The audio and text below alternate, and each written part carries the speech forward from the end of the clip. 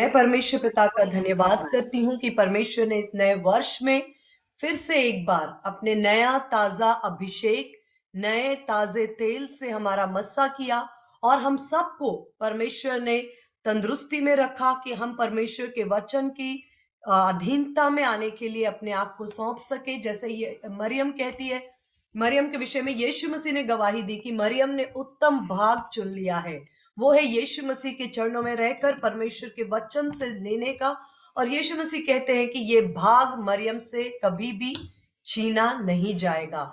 मैं ये विश्वास करती हूँ कि जो उत्तम भाग परमेश्वर ने हमें दिया है, परमेश्वर हमें ये अनुग्रह दे कि हम इस उत्तम भाग के कारण सीखते जाएं और बलवंत और फलवंत हो। लास्ट वीक परमेश्वर ने जो इस साल की स्टार्टिंग में जो वर्ष, जब हम प्रेयर कर रहे थे कि परमेश्वर पिता, हमारा जो फर्स्ट मैसेज होता है जूम का जनवरी 8 तारीख का था, उस समय परमेश्वर ने जो वर्ड दिया था वो यही था कि परमेश्वर इस वर्ष हमसे कहता है कि तुम अपनी धार को तेज करो, अपनी धार तेज करो, तेज धार धार। वो कुछ रेफरेंस भी हमने लिए थे, आपने वो वीडियो भी देखा होगा या लाइव सुना होगा, नहीं तो आप रेफर कर सकते हैं लास्ट 8 ऑफ जनवरी को।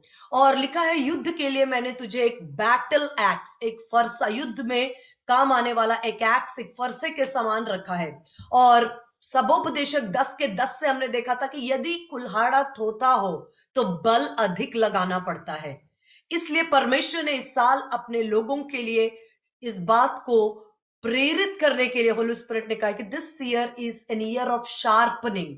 इस वर्ष अपनी धार को तेज करो। हाँ, हम और आप परमेश्वर के हाथ में चुने हुए युद्ध के हथियार हैं। हाँ, परमेश्वर ने हमें एक तेज धारदार तलवार के रूप में चुना है। लेकिन कहीं ना कहीं परमेश्वर चाहते हैं कि हमारा हमारा जो परमेश्वर के साथ जो जीवन है वो इतना शार्प हो, इतना शार्प हो कि हम जो है वो अपने मकसद, अपनी डेस्टिनी में बिल्कुल भी ना चूके और परमेश्वर के द्वारा ठहराए हुए उन भले कार्यों के लिए जो सृष्टि की उत्पत्ति से पहले से परमेश्वर ने मेरे और आपके लिए रखा, उन कार्यों को हम कर सके। और उसी वर्ड को, उसी श्रृंखला में परमेश्वर ने इस वर्ष, इस संडे के लिए भी हमारे लिए कुछ बातों को रखा है। होली स्पिरिट की गाइडेंस में मैं आपके साथ शेयर करूंगी। सबसे पहले मैंने बताया था पिछली बार कि God is a God of systems. परमेश्वर सिस्टम या एक व्यवस्था का परमेश्वर है। परमेश्वर ने सृष्टि में और हर एक सृष्टि में देखी जाने वाली बातों में एक सिस्टम को रखा है। जैसे हमने पिछली बार कहा था कि उद्धार पाने के लिए परमेश्वर ने एक सिस्टम रखा है। आज से 1000 साल पहले भी लोग उसी पैटर्न से उद्धार पाते थे और आज भी वो है मुंह का अंगीकार और हृदय का विश्वास। जिसने भी यीशु मसीह को प्रभु और उद्धारकर्ता और स्वामी और पापों का क्षमा करने वाला और उद्धारकर्ता ग्रहण किया, वही पैटर्न पे एक परमेश्वर ने सिस्टम बनाया। और हर एक बात में परमेश्वर इस वर्ष अपने लोगों के जीवन में कहना चाहते हैं कि हाँ, हमारे जीवन में बहुत परमेश्वर के प्रति कहना चाहिए डेडिकेशन है, समर्पण है। कई लोग फास्टिंग में है, प्रेयर में है, वचन में है और जोश में है, सब कुछ है, फायर है। लेकिन परमेश्वर ने कहा इन सब बातों के बीच में मेरे लोगों में एक और बात मैं ऐड करना चाहता हूं। मैं एक बात चाहता हूं जो इनके जीवन को और भी शार्प, तेज और धारदार और बहुत अधिक पावरफुल और बहुत अधिक, जैसे एक एरो होता है ना, तीर, वो जितना शार्प होता है वो एग्जैक्टली बुलजाई पे जाके हिट करता है। और वो है सिस्टम, एक व्यवस्था। अपने इन सारे आत्मिक और अपने जीवन की तमाम जिम्मेदारियों के अंदर परमेश्वर चाहते हैं कि हम एक सिस्टम को लेकर आए जिससे हम अति प्रभावशाली हो जाए। परमेश्वर ने हमेशा से यहोशू को लीडरशिप में लिया, मोसेस को लीडरशिप में लिया। उनको लीडरशिप में लेने के साथ साथ उनको सिस्टम्स के साथ परिचय कराया कि क्योंकि तुम जिस स्थान पर हो, जहां पर तुम खड़े हो लीडरशिप में, वहां पर तुम्हारे ऊपर बहुत बड़ी जिम्मेदारी है। लीडरशिप का मतलब ये नहीं है कि हम किसी चर्च के पुलपिट पे खड़े हैं वही लीडरशिप है। आप अपने फैमिली के अंदर, हो सकता है कि आप अपने परिवार में एक याजक के समान अपने परिवार का दिशा निर्देश करते हैं, या हो सकता है आप अपने बिजनेस में, या आप हो सकता है अपनी कलीसिया में, चर्च में, ग्रुप में, अपने समाज में, कोई भी लेवल पर यदि लोगों की एक्सपेक्टेशन आपके साथ में है कि आप उन्हें लीड करें और गाइड करें, तब परमेश्वर ने हमेशा देखा कि ये जो लोगों की उम्मीद होती है कि आप उनके लिए परमेश्वर की आवाज बनकर खड़े हो, वो बातें बहुत प्रेशर लेकर आती हैं, और वहां पर यदि सिस्टम डेवलप नहीं किया गया तो हो सकता है कई बार जो है वो सिस्टम न होने की वजह से चीजें जो है वो बहुत ज्यादा गड़बड़ हो जाती हैं, और उसके बाद बहुत समय लगता है वापस से अपने आप को फायर और ट्रैक में लाने में। इसलिए परमेश्वर का आत्मा कहता है जहां भी कुछ बातें बेडौल और सुनसान दिखी, मैं आपके साथ एक वचन निकालना चाहती हूँ, भजन संहिता 139, भजन साम्स 139 उसका 15 अध्याय से, भजन संहिता 139 उसका मैं आपके साथ पढ़ रही हूं 15 अध्याय से, सॉरी 15 वचन से, साम्स 139 उसका 15 से। जब मैं गुप्त में बनाया जाता और पृथ्वी के नीचे स्थानों में रचा जाता था, तब मेरी हड्डियां तुझसे छुपी न थी। थैंक यू रिया। और तेरी आंखों ने मेरे बेडौल तत्व को देखा, और मेरे सब अंग जो दिन दिन बनते थे वे रचे जाने से पहले तेरी पुस्तक में लिखे गए। ये वचन हम सभी इससे परिचित हैं, और जनरली हम सब इसको कनेक्ट करते हैं, क्योंकि इंग्लिश में लिखा है कि माँ के गर्भ में जब परमेश्वर मेरी सृष्टि हो रही थी उस समय आपने मुझको देखा। और ये वचन जो है हमारी सृष्टि, हमारे जन्म और एक बच्चे का जो अंग अंग उसका बनना, माता के गर्भ में उसका डेवलपमेंट होना, और पृथ्वी पर एक जीवन के रूप में प्रकट होने को ये दर्शाता है। हाँ, ये बिल्कुल सच है। उसके साथ साथ ये एक बहुत इंपॉर्टेंट बात हमारे जीवन के लिए प्रकट करता है। इंग्लिश में मुझे अच्छा लगता है, ये वचन लिखा है कि इंग्लिश में लिखा है कि when I was made in secret, when I was made in secret, when I was made in secret, men are made in secret. हमारी जो आत्मिक संरचना हो या ये शारीरिक रचना हो, उसकी रचना जो है वो गुप्त भागों में, या परमेश्वर उन्हें सीक्रेट लेकर काम करते हैं। यदि आप अपने जीवन में किसी ऐसे फेज में से हैं जब मैंने कहा कि परमेश्वर सिस्टम्स को डेवलप करना चाहते हैं, सिस्टम लाने से पहले परमेश्वर एक आकार लेकर आते हैं और उस आकार के ऊपर परमेश्वर बिल्ड करना चाहते हैं। यदि आपको ऐसा लगता है कि मेरा लाइफ एक डार्कनेस में जा रहा है, या आइसोलेशन में, या एक कहना चाहिए कि मुझे परमेश्वर ने एक अलग कहना चाहिए कि पब्लिक से, भीड़ से और बहुत सी दुनियादारी की बातों से परमेश्वर मुझे अलग लेकर आ रहा है, ये क्या हो रहा है। कई बार लोग घबराते हैं कि कहीं कुछ मेरे साथ गलत तो नहीं हो रहा, लेकिन परमेश्वर आपके जीवन में ऑपरेशन होली स्पिरिट एक काम करने जा रहे हैं। मैं आपको उत्साहित करना चाहती हूँ। जैसे 16th वर्ष में लिखा है, तेरी आंखों ने मेरे बेडौल तत्व को देखा। Thank you. My frame was not hidden from you when I was being made in secret. Intricately woven, English में लिखा है intricately woven, skillfully made। परमेश्वर जब हमें बनाते हैं तो लापरवाही से या जैसे तैसे, या चलो इसे कुछ बनाना है, कई बार होता है ना, हम जैसे कभी कभी मेरे साथ होता है कि कुछ भी टाइम कम है और खाने में जल्दी से कुछ बनाना है तो जल्दी फटाफट कुछ बना दो। तो मेरे बेटे ने इस बार मुझे लिख के दिया है न्यू ईयर में कि क्या-क्या आपको चेंज करना है। तो उसमें सबसे पहले उसने लिखा है कि आप मेरे ब्रेकफास्ट में कुछ और अच्छा जल्दी-जल्दी कुछ बना के दे देती हो, कुछ अच्छा दिया करो। तो इट्स गुड, फीडबैक हमारे लिए अच्छा है। जस्ट मैं एक लाइटर नोट पे आपसे बात कर रही हूँ। परमेश्वर हमारे साथ ऐसे काम नहीं करते कि चलो जल्दी-जल्दी बनाना है, कुछ ना कुछ बना देते हैं, इनको प्रकट करें, नहीं। इंग्लिश में लिखा है he makes you intricately. Intricately का मतलब हिंदी में वो बातें लिखी नहीं है, मैं आई एम सॉरी, बाइबल के अंदर वैसा एग्जैक्ट ट्रांसलेशन मुझे नहीं मिल रहा है इस पर्टिकुलर वर्जन में। बाकी लिखा है बहुत स्किलफुली, मतलब बारीकी से और खूबसूरती से। जब आप किसी कारीगर को काम करते देखते हैं, जैसे आप लोग कभी सुनते होंगे कि जो पुराने हैंडमेड बनारसी जो साड़ीज होती थी उसमें कारीगर बहुत समय तक बहुत धीरे धीरे और बहुत ही बारीकी से, और नक्काशियां, कारीगरी जो बेहद खूबसूरत, मतलब हर एक खूबसूरत काम निकल कर आने के लिए उसमें हड़बड़ी और गड़बड़ी नहीं चलती है, उसमें धीमा, आराम से और बहुत ही केयरफुली जब कारीगर काम करते हैं, या बहुत सुंदर जब पेंटिंग बनाई जाती है तो वो बिल्कुल ऐसे नहीं होती है। वो बहुत ध्यान से अपने एक एक स्ट्रोक, एक एक ब्रश, एक एक लाइन पे बहुत ही ध्यान से बहुत ही ध्यान से वो हाथ जो है वो चलता है। तो ये परमेश्वर आपके जीवन में काम करना चाहते हैं। जब परमेश्वर आपको गुप्त स्थानों में परमेश्वर कहता है कि अब मेरी आत्मा तेरे जीवन में काम कर रही है, क्योंकि तेरे बेडौल तत्व को मेरी आंखों ने, वचन में लिखा है, तेरी आंखों ने मेरे बेडौल तत्व को देखा है। आपके जीवन में यदि आपको लगता है कि ये मेरे जीवन का एक ऐसा बेडौल तत्व है, ये एक ऐसा क्षेत्र है जो बिल्कुल, जिसमें कोई आकार नहीं, जिसमें दिशा नहीं, जो परमेश्वर बेडौल है, सुनसान है, और कई बार हमें लगता है कि हम किसी से शेयर भी नहीं कर सकते, किसी को बता नहीं सकते, क्योंकि लोग जब हमें पूछते हैं कैसे चल रहा है, हम जनरली कहते हैं कि हाँ सब कुछ ठीक चल रहा है, अच्छा चल रहा है। लेकिन जब आप परमेश्वर की उपस्थिति में आते हैं, जैसे याकूब के विषय में लिखा है कि वो एक समय आया जब उसने अपनी पत्नी, अपना बिजनेस, अपने बच्चे, सब कुछ यब्बोक नदी के उस पार भेज दिया, और अकेला जब है वो परमेश्वर से मुलाकात करता है। और उस दिन परमेश्वर के सामने जब वो अकेला मुलाकात करता है, तब परमेश्वर उससे पूछता है कि आपका नाम क्या है? और वो कहता है मेरा नाम तो याकूब है, जो कि छीनने वाला है। तब परमेश्वर ने उसे एक नया नाम दिया। ये सारे जो काम है ना, एक नया नाम देना, परमेश्वर हमारे डेस्टिनी को बदलता, परमेश्वर हमारे अंदर काम करना चाहता है। इससे पहले कि वो आपके बिजनेस को बदले, इससे पहले कि वो आपके जॉब और करियर को बदले, इससे पहले कि आपके परिवार और मिनिस्ट्री को बदले, इससे पहले कि आपके बाहरी बातों को वो बदले, पहले वो आपके अंदर एक डीप ऑपरेशन करना चाहते हैं, पहले वो आपके अंदर काम करना चाहते हैं। परमेश्वर ने याकूब को, इससे पहले कि उसे जाति जाति और राष्ट्रों में बहुत ही श्रेष्ठ किया, पहले परमेश्वर ने एक राष्ट्र में काम करने से पहले उस व्यक्ति में काम किया, याकूब के जीवन में।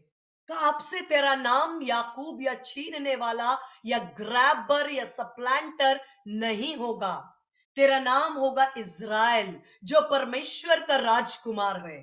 मैं पहले तेरे अंदर काम करूंगा, फिर तेरी संतान और उनकी संतान और पीढ़ी और संपूर्ण राष्ट्र में। लिखा है he called Jacob unto light, उसने याकूब को पुकारा ज्योति के लिए, और जिस ज्योति को परमेश्वर ने याकूब पर प्रकट किया वो पूरे राष्ट्र में प्रकट हुई। वो रेफरेंस मेरे पास अभी नहीं है, बहुत ही खूबसूरत वर्स है। He enlightened himself upon Jacob, and पूरा राष्ट्र, एक व्यक्ति के जीवन में परमेश्वर ने जब काम किया, उससे पूरा राष्ट्र जो है वो प्रभावित हुआ। परमेश्वर ने वहां उसकी दिशा को बदल दिया, सोच को बदल दिया कि मैं तो एक छीनने वाला हूं, मेरे साथ एक गवाही जुड़ी हुई है, मेरे साथ एक पुराना अतीत जुड़ा हुआ है कि मैंने अपने भाई को धोखा दिया, मैंने धोखे से आशीष ली, ये मेरे साथ एक अतीत है, ये मेरी यादें हैं, ये मेरे पास्ट है, ये मेरा अनुभव है जो मेरा पीछा नहीं छोड़ती, ये मेरे दिल में है, मेरे दिमाग में है, मेरे साथ साथ चलता है। मैं बिजनेस करता हूं लेकिन ये यादें मेरे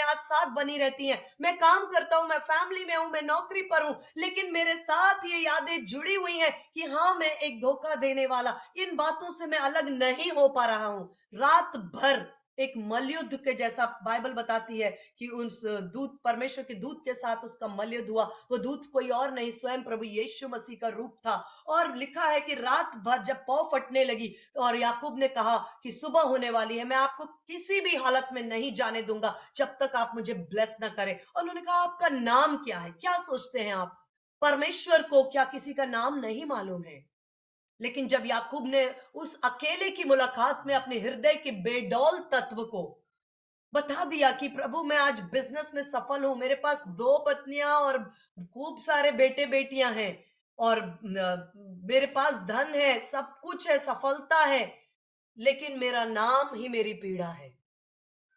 ये मेरा नाम मेरे अतीत से जुड़ा है, जो गलत काम मैंने किया वो मुझे अभी तक मेरे मन में वो बातें, वो यादें, वो भय बनकर आज भी मैं जो भाग रहा हूं वो अपने भाई से डर के भाग रहा हूं।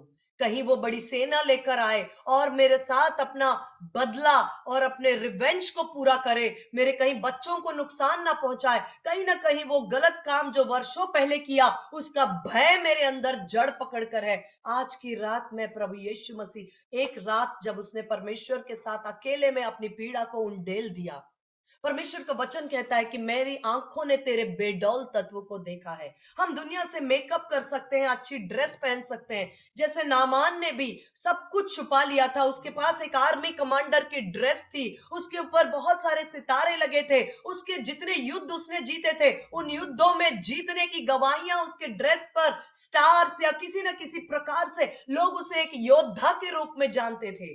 लेकिन उसके जीवन में भी कुछ ऐसा था जिसके लिए वो पीड़ित था। वो बेडौल तत्व, वो क्षेत्र जो उसे रात और दिन दुख देता था कि ये कोढ़ जो मेरे शरीर में है। परमेश्वर कहता, मेरी आंखों ने तेरे बेडौल तत्व को देखा है, मेरी आंखों ने तेरी बेडौल तत्व को देख लिया है और मेरे हाथ तुझ पर काम कर रहे हैं। ये परमेश्वर की प्रोफेटिक वर्ड आपके लिए हो सकती है। हो सकता है आपने बीते वर्षों में इंतजार किया, आप कुछ बातों के लिए प्रार्थना कर रहे हैं, आप वेट कर रहे हैं कि परमेश्वर मेरे जीवन में, मैं आपके हाथ को देखने के लिए वेट कर रहा। परमेश्वर कहता है, डोंट वरी, मैं तुम्हारे जीवन में काम कर रहा हूं। न मैंने तुम्हें छोड़ा है, न मैंने त्यागा है, क्योंकि मेरा वचन, मैं मनुष्य नहीं कि झूठ बोलूं। परमेश्वर ने अपने वचन में कहा है कि परमेश्वर मनुष्य नहीं कि वो झूठ बोले। देख मत डर, इधर उधर मत ताक, क्योंकि मैं तेरा परमेश्वर हूं। मैं तुझे दृढ़ करूंगा, मैं अपने धर्म में दाहिने हाथ से तुझे संभालूंगा। तू निराश ना होना, क्योंकि तेरे बेडौल तत्व को मैंने देखा है। गुप्त स्थानों में, अकेली बातों में, कभी रात को आप उठकर बैठ जाते हैं, कभी दिन में आप सोचते हैं कि परमेश्वर मेरे जीवन कहां जा रहा है, मेरा परिवार किस ओर जा रहा है, मेरे बच्चे कहां जा रहे हैं। ऊपर से तो सब कुछ सेटल लगता है कि हमारे पास जॉब भी है, फैमिली है, सब कुछ है, लेकिन कुछ बातें हैं जो अभी भी बेडौल है, सुनसान है। परमेश्वर इन बातों को, परमेश्वर कहता, मत घबरा, क्योंकि मेरी आंखों ने तेरे जीवन के उस सुनसान, उस बेडौल तत्व को देखा है और मैं तुझे गुप्त स्थानों में, ओ मैं तुझे पृथ्वी के निचले भागों में, जहां किसी की दृष्टि नहीं पहुंचती, वहां मैं तुझे अलग लेकर मेरे हाथों से कुशलता पूर्वक, एक कुशल कारीगर के रूप में खूबसूरत, मैं राख में से भी सुंदरता को उत्पन्न करने की सामर्थ्य रखता हूं और मैं तेरे जीवन में काम कर रहा हूं। Allow God to work in your life. परमेश्वर का अनुग्रह, परमेश्वर को अलाउ करें, फाइट मत करें। परमेश्वर का आत्मा, वचन में लिखा है कि मैं तेरे सब अंग जो दिन दिन बनते जाते थे मेरे पास लिखे हुए हैं। हे परमेश्वर, तेरे विचार क्या बहुमूल्य हैं, उनकी संख्या का जोड़ कैसा बड़ा है। परमेश्वर ने जो कल्पनाएं मेरे और आपके विषय में की हैं वो लाभ की हैं, हानि की नहीं। और बहुमूल्य विचार परमेश्वर ने मेरे और आपके लिए रखा है। उत्पत्ति 1 का मैं आपके लिए जल्दी से पढ़ूंगी। उत्पत्ति 1 अध्याय उसका 2 और 3। बेडौल तत्व, जहां कहीं भी परमेश्वर ने बेडौल और सुनसान देखा, वहां परमेश्वर का आत्मा मंडलाता था और परमेश्वर का वचन पहुंचता है। मैं आपको बताती हूँ कि कैसे लाइफ, डार्कनेस में से लाइट कैसे आता है, अंधेरों में से जीवन कैसे निकलता है, अंधेरों में से ज्योति कैसे आती है। सुनसान परिस्थितियां, एक मरुभूमि से जीवन की जल की नदियां कैसे बह निकलती हैं। कैसे होता है कि एक वेल वाटर्ड गार्डन, एक सुंदर सींची हुई बारी, कैसे किसी का जीवन बन जाता है। परमेश्वर का आत्मा कहता है, मैं पढ़ रही हूं उत्पत्ति 1 अध्याय उसका 2 वचन। पृथ्वी बेडौल और सुनसान थी, पृथ्वी बेडौल और सुनसान थी, परमेश्वर की दृष्टि उस पर गई। और भजन संहिता 139 में अभी हमने देखा कि एक व्यक्ति कहता है कि मेरे बेडौल तत्व को, सारे संसार से वो बेडौल तत्व छुपा हुआ था, लेकिन हे परमेश्वर, तूने मेरे बेडौल तत्व को तेरी आंखों ने देख लिया था। Thank you. पृथ्वी बेडौल और सुनसान पड़ी थी, गहरे जल के ऊपर परमेश्वर का आत्मा मंडला रहा था। अब परमेश्वर अपने काम को, परमेश्वर का जो वर्किंग डायनामिक्स है वो हमें यहां देखने, किस तरह से परमेश्वर का आत्मा काम करता है। जब अंधियारा हो, जब डार्कनेस हो, जब सुनसान पड़ा हो, जब बेडौल हो, वहां परमेश्वर का आत्मा मंडला रहा था और परमेश्वर ने कहा उजियाला हो। Word of God, word of God. हम कई बार सोचते हैं कि हम ये मीटिंग में बैठे हैं और हम वचन सुन रहे हैं, लेकिन आप यकीन मानिए ये वचन ऑर्डिनरी वचन नहीं है। जब जीवित परमेश्वर का जीवित वचन हमारे जीवन तक पहुंच रहा होता है, ये परमेश्वर हमारे जीवन के बेडौल तत्व को एक आकार और एक शेप दे रहे होते हैं। वो अंधेरों में ज्योति लेकर आ रहे हैं। मैंने कहा परमेश्वर ने याकूब को बुलाया और उस पर अपने वचन की ज्योति को प्रकट किया, और जब याकूब पर ज्योति प्रकट हुई, पूरे राष्ट्र को उसने प्रकाशित कर दिया, पूरे राष्ट्र को प्रकाशित कर दिया। परमेश्वर का वचन आता है, लेट देयर बी लाइट, उजियाला हो। और जो पृथ्वी बेडौल और सुनसान पड़ी थी, वहां पर उजियाला, और स्टेप बाय स्टेप परमेश्वर ने सिस्टम को डेवलप करना शुरू किया। आप सब बाइबल के जानकार हैं, आप सब जानते हैं कि परमेश्वर ने उजियाले को देखा, उजियाले को अंधेरे से अलग किया, और दिन को और रात को अलग किया। फिर परमेश्वर ने दो भाग, पृथ्वी और जल को अलग किया। फिर परमेश्वर ने step by step, step by step, step by step परमेश्वर ने सिस्टम्स को डेवलप किया। लेकिन उस सिस्टम को लाने से पहले परमेश्वर ने जो बेडौल था, जो सुनसान था, जहां अंधियारा था, वहां सबसे पहले अपने वचन को भेजा। आज आपके जीवन में परमेश्वर वचन को रिलीज कर रहे हैं। ये वचन सिर्फ एक लेक्चर नहीं है, एक भाषण भी नहीं है, ये जीवन है और ये ज्योति है। आपको आपको एहसास भी नहीं हो रहा है कि इस समय कैसे पवित्र आत्मा आपके स्पिरिट में एक ज्योति, एक प्रकाश, एक जीवन और एक ऑपरेशन को कर रहे हैं, जिसका आप जब कोई काम पूरा हो जाता है, तब हम उसकी खूबसूरती को अप्रिशिएट कर पाते हैं, उसकी खूबसूरती को हम प्रशंसा कर पाते हैं। परमेश्वर इस समय हमारे जीवन में अपने वचन को भेजकर हमारे जीवन में काम कर रहे हैं। मेरे साथ यूहन्ना 15 अध्याय, हमने देखा कि कैसे परमेश्वर ने बेडौल तत्व को देखा और उजियाला किया। उसके बाद एक सिस्टम, और छठवें दिन परमेश्वर ने आदम की सृष्टि की। ये सब बातें आप जानते हैं। उत्पत्ति की पुस्तक, उसका 15 अध्याय, जॉन उसका चैप्टर 15, मैं आपके लिए पढ़ रही हूं 2 से लेके 5 तक। यूहन्ना रचित सुसमाचार, उसका 15 अध्याय, उसका 2 से लेकर 5 तक मैं आपके लिए पढ़ रही हूं।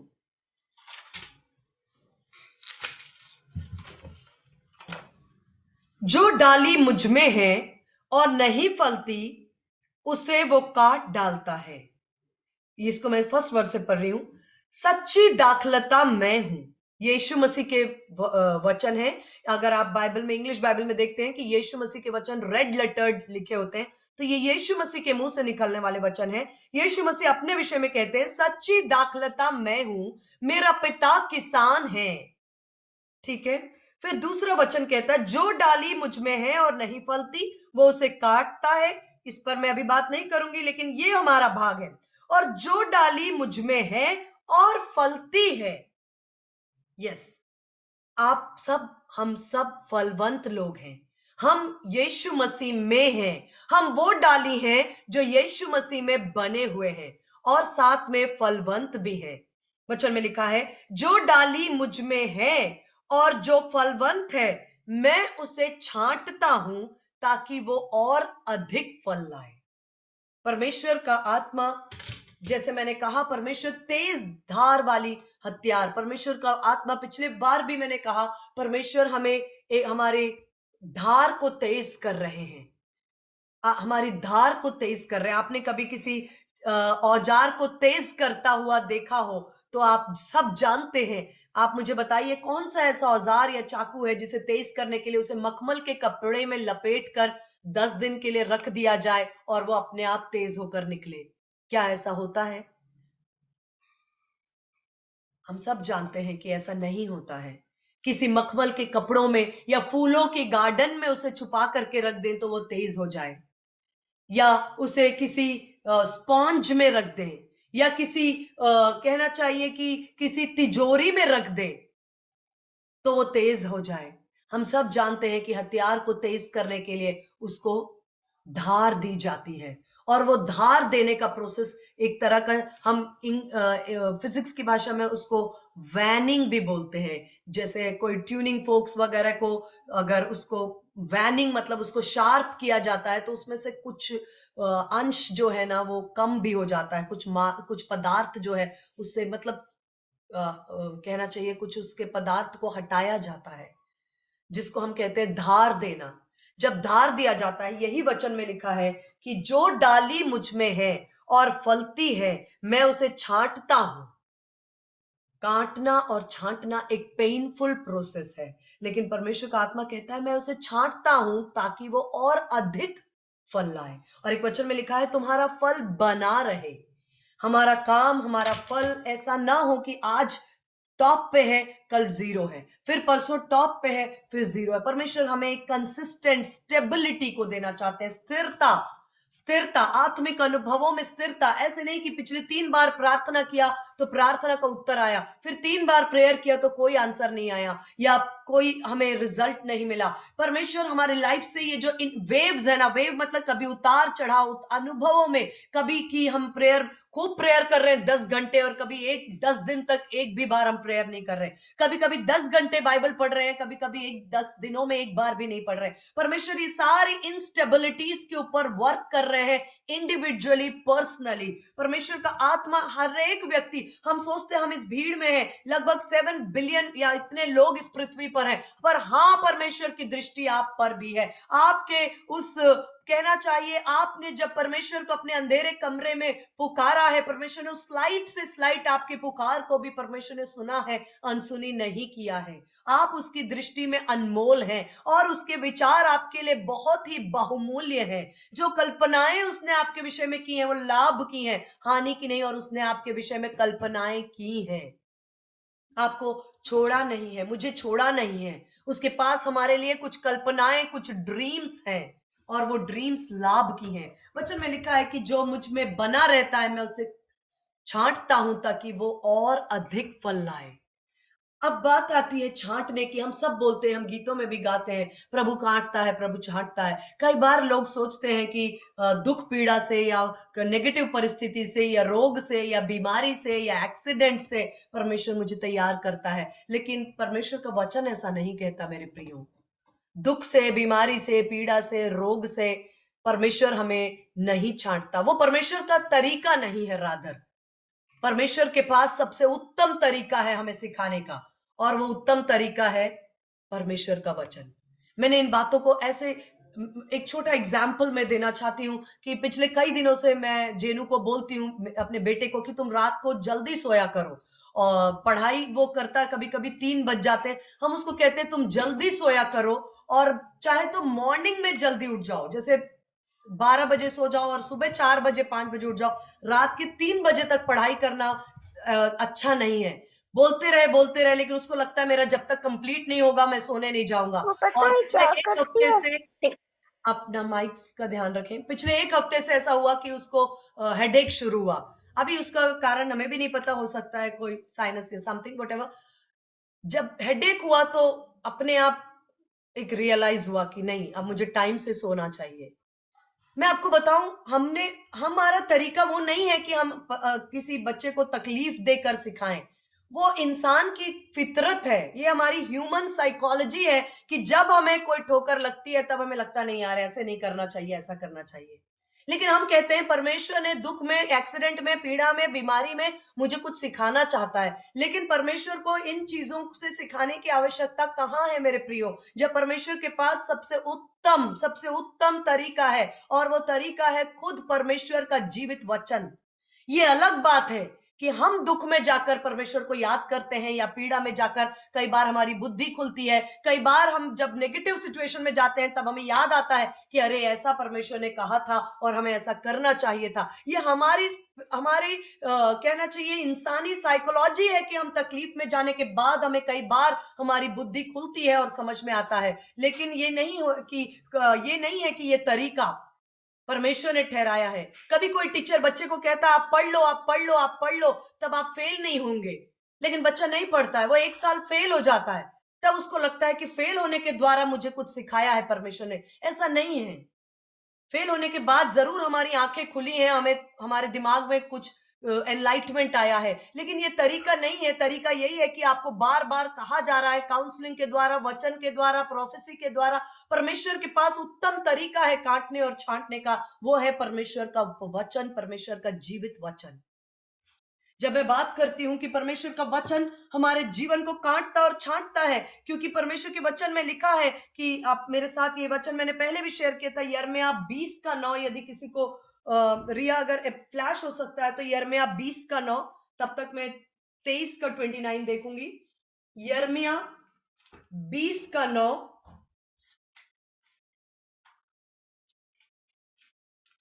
और मैं आपके लिए पढ़ रही हूं यिर्मयाह 23 का 29। यिर्मयाह 23 का 29। थैंक यू रिया। 20 का 9, ये दोनों रेफरेंसेस हैं।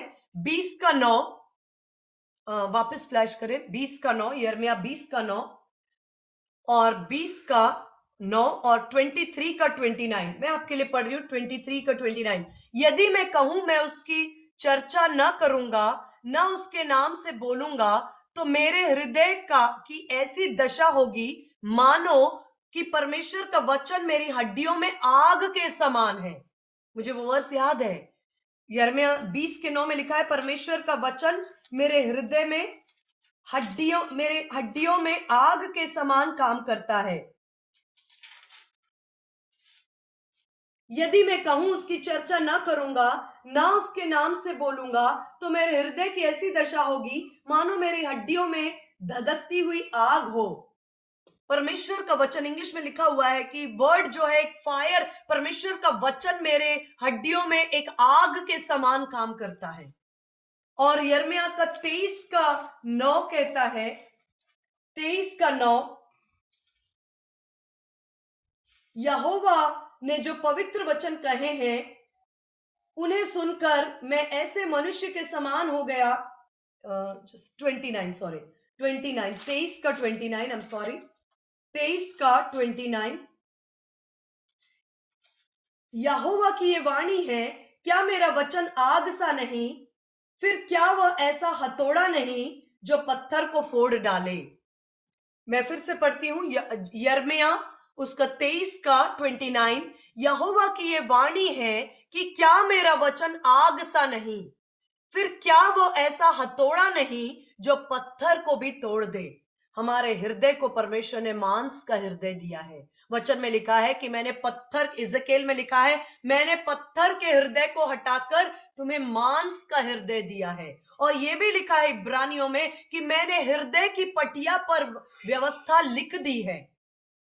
मैंने मेरी प्रजा के हृदय में अपनी वचन को लिख दिया है।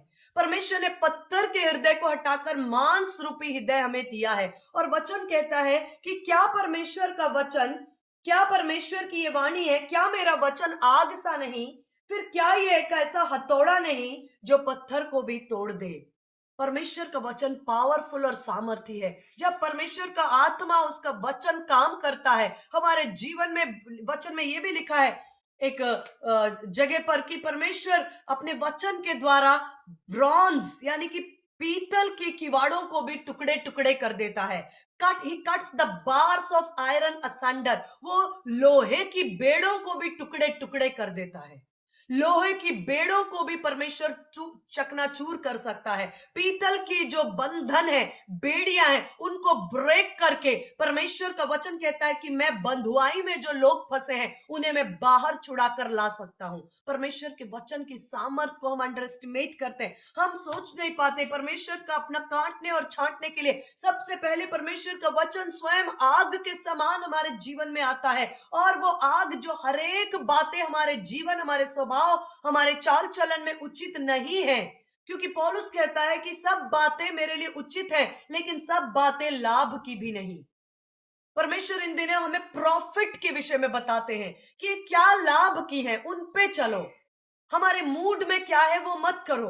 सब कुछ ठीक हो सकता है लेकिन जो लाभ की नहीं। वचन में लिखा है, तेरे आगे आगे चलूंगा, ऊंची भूमि को चौरस करूंगा, पीतल के किवाड़ों को तोड़ डालूंगा, और ये लिखा है बार्स ऑफ आयरन, लोहे की जंजीरों को भी मैं टुकड़े टुकड़े करूंगा। ये परमेश्वर का आत्मा पावरफुली काम करता है। यदि हम इन दिनों, परमेश्वर का वचन कहता है मैं तुझे काटता और छांटता हूं क्योंकि मुझे तुमसे उम्मीद है।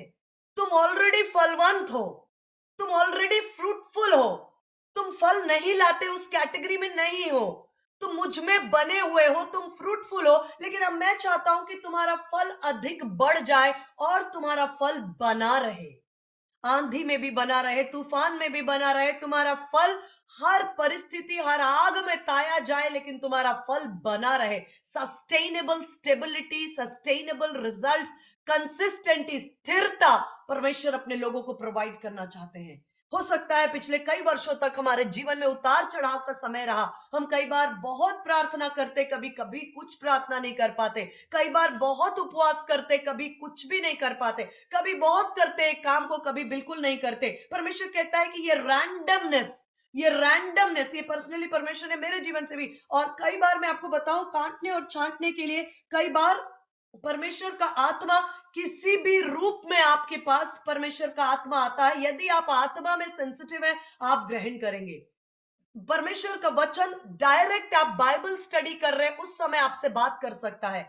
परमेश्वर। अपने वचन से अपने दास, अपने दासी, अपने भविष्यद्वक्ताओं से, अपने आत्मा से बात कर सकता है। परमेश्वर को आप अगर सुनने के कान हो, तो परमेश्वर आपको कभी भी, जब आप सुन सकते हैं, मैं आपको बताऊं, पिछले कई, मुझे लगता है लगभग 15 डेज से, जब मैं कुछ यूट्यूब पर देख रही थी सिलेबस वगैरह, जो मेरे बेटे के एग्जाम में आने वाला सिलेबस वगैरह है, वो मैं देख रही थी। एक दिन उसने मेरे को बोला कि मम्मी, आप पिछले एक वीक में आपने वचन तो कम सुना है, और ये YouTube पर आपने बहुत ज्यादा ये जो IIT के बारे में लोग बताते हैं सिलेबस और ये सब कुछ, आपने इनको बहुत सुना है।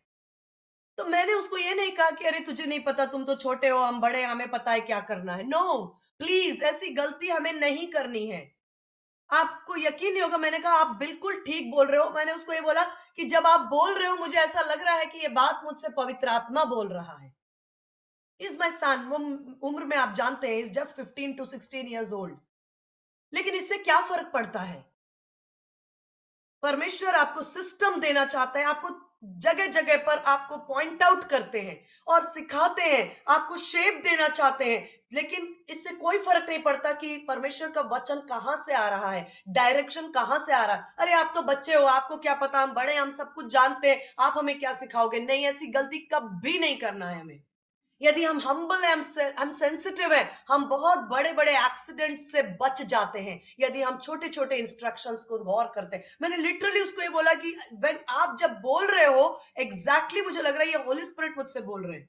कभी कभी वो मेरे फोन कॉल्स का टाइम क्यों कहता है, आज दिन भर में ना 1.5 घंटे फोन पे लगाए आपने, मतलब ऐसे कभी कभी। आज सुबह भी उसने मेरे को बोला कि ये फोन को रख दो बहुत दूर। ऐसे तो मैं इन बातों को बहुत केयरफुली लेती हूँ कि कभी कभी हम लोग ना एक, मतलब एक दिशा में जब चलते चले जाते हैं, हमें खुद को पता नहीं होता कितना समय कहाँ चला गया, हमें पता नहीं होता। वहां पर कोई पॉइंटर हमें आता है, कोई एक बात हमें कही जाती है, वो तुरंत जो सेंसिटिव है, वो उसी समय अपने बातों को करेक्शन में कर लेते हैं। दाऊद खुद परमेश्वर की आवाज सुनने वाला व्यक्ति था, परमेश्वर की गीतों से भरा हुआ व्यक्ति था। उसने भजन और गीतों से परमेश्वर की आत्मा से भरकर भजन संहिता के कितने सारे भजन दाऊद ने लिखे। उसने परमेश्वर के मन के मुताबिक व्यक्ति था, परमेश्वर उससे बात करते थे, गाइड करते थे। लेकिन एक दिन आया जब दाऊद ने गलती की, और नातान नबी ने, नेथन ने उससे कहा कि राजा, आपने जो किया है वो गलत किया है। उस समय यदि दाऊद नम्र ना होता, तो कह सकता था मैं राजा हूं और तुम मात्र एक नबी हो, मैं जो चाहूं कर सकता हूं, मैं इस पूरी प्रजा पे मालिक हूं, तुमने मुझ पे उंगली उठाई है, तुम्हारा तो सर काट दिया जाना चाहिए।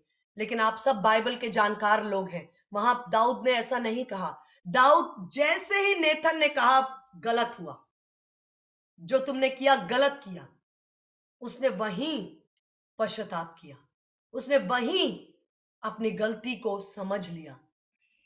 ये परमेश्वर कहता है ये सीजन बहुत ही महत्वपूर्ण सीजन। मैंने आपको बताया हम कौन सी कैटेगरी में आते हैं। हम उनमें नहीं है जो यीशु मसीह में बने हुए और फल नहीं लाते, उसके विषय में आज मेरा बात करने का चैप्टर भी नहीं है। हम वो लोग हैं जो यीशु मसीह में हैं और मसीह में फल ला रहे हैं। लेकिन परमेश्वर की इच्छा है कि हम अधिक फल लाएं, अधिक फल लाएं। और उसी अध्याय में लिखा है कि मैं चाहता हूं तुम्हारा फल बना रहे। बना रहे।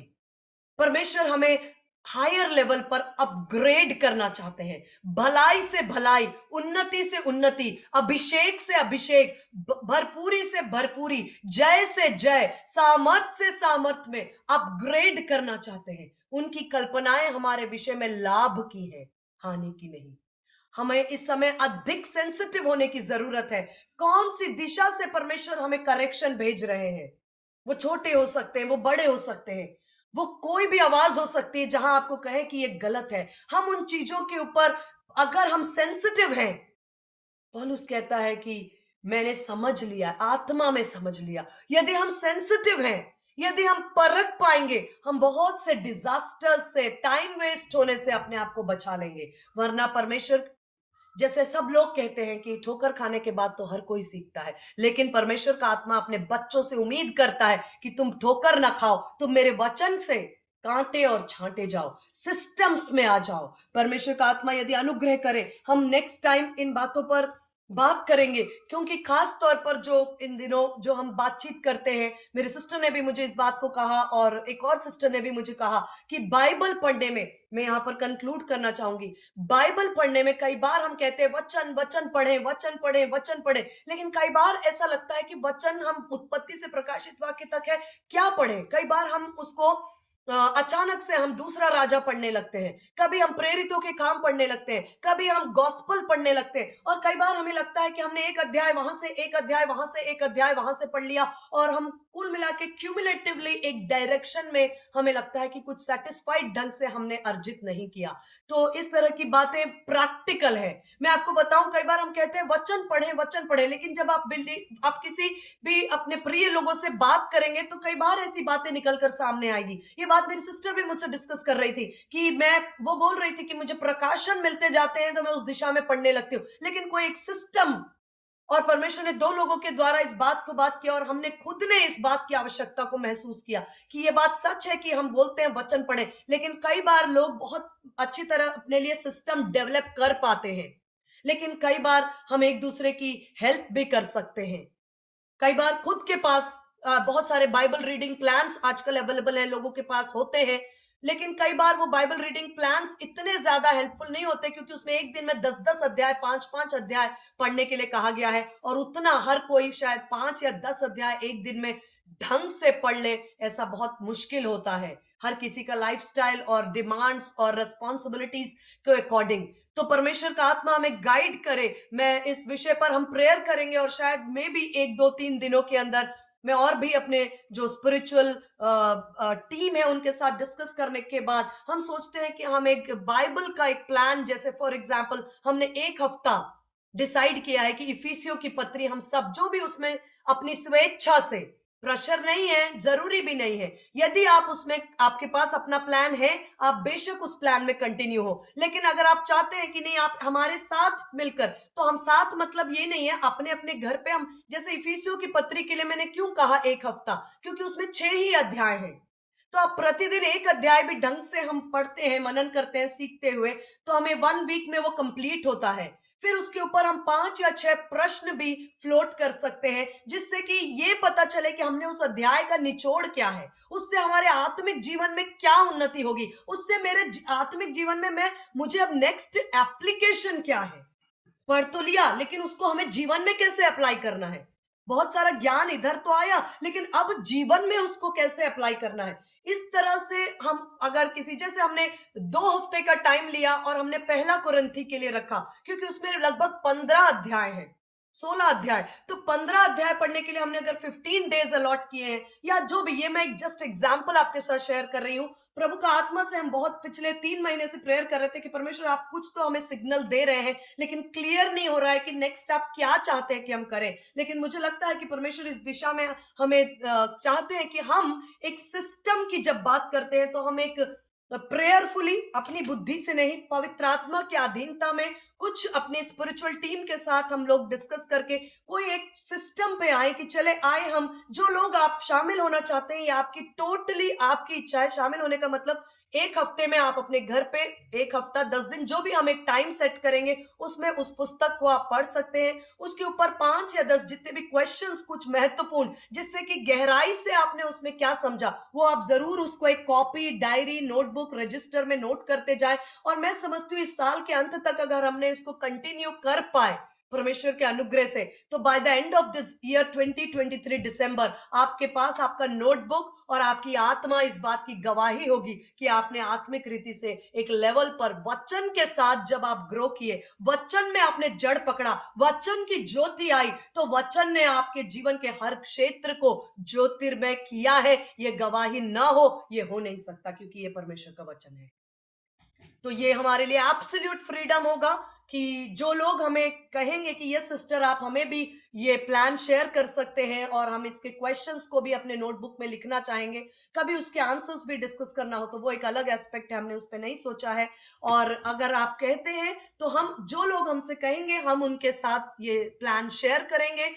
पहले हम टाइम शेयर करेंगे इस जैसे मैंने उदाहरण दिया 1 हफ्ते में इफिसियों की पत्री, क्योंकि 6 अध्याय है, मैं एक उदाहरण दे रही हूँ। फिर उसके ऊपर 5 या 6 प्रश्न मूलभूत जिससे कि हमारी समझ को हमारी तो हम प्रार्थना पूर्वक उन बातों को पढ़ेंगे और कुछ चीजें हम कोशिश करेंगे कि उसमें से कुछ 5 ऐसे वचन जो हमारे लिए पिलर्स हैं उनको हम याद भी कर लें। तो हमारा धीरे धीरे हर महीने हर बुक के साथ हम 2 3 4 वचन याद भी करते जाएंगे। कुछ उस पे नोट्स हमारे प्रश्नों के उत्तर के फॉर्म में नोट्स बन जाएंगे और हमारे पास एक सिस्टमेटिक, मैं ये दावा नहीं कर सकती कि दिसंबर तक हम पूरी बाइबल कवर कर पाएंगे, ऐसा नहीं हो सकता, लेकिन जितना मैक्सिमम हम कर पाएंगे वो हम करेंगे। नेक्स्ट हम कैरी फॉरवर्ड भी कर सकते हैं। स्पीड से ज्यादा जरूरी है एक्यूरेसी, कि इस समय हम भाग कर किसी चीज को कंप्लीट करें, इससे ज्यादा जरूरी है कि हम जड़ पकड़े, सिस्टमेटिकली करें और एक दिशा में हम इन बातों में जड़ पकड़े। क्योंकि वचन इज़ाया 33 के 6 में लिखा है कि wisdom and knowledge will be the stability of your time's, कि अंत के दिनों में बुद्धि और ज्ञान ही तेरे लिए स्थिरता है। एक व्यक्ति को बैलेंस खड़े होने के लिए 2 पांव चाहिए। अगर दोनों पांव सही सलामत है तो हम सीधे और बैलेंस्ड खड़े रहते हैं। यदि एक पांव में हमारी खराबी हो तो हमारा बैलेंस बिगड़ता है। तो हमें इस समय स्थिरता के लिए, मैं नेक्स्ट वीक बात करूंगी, 2 बातें परमेश्वर ने यशाया 33 के 6 में लिखा है, विजडम एंड नॉलेज, बुद्धि और ज्ञान की बहुतायत तेरे दिनों का आधार होगी, यहोवा का भय मानना उसका धन होगा। विजडम नॉलेज, विजडम नॉलेज, ये 2 पिलर्स होंगे जिस पर परमेश्वर का वचन कहता, बुद्धि और ज्ञान की बहुतायत तेरे दिनों का आधार, स्टेबिलिटी देगी, आपको स्टेबल करेगी, स्टेबल।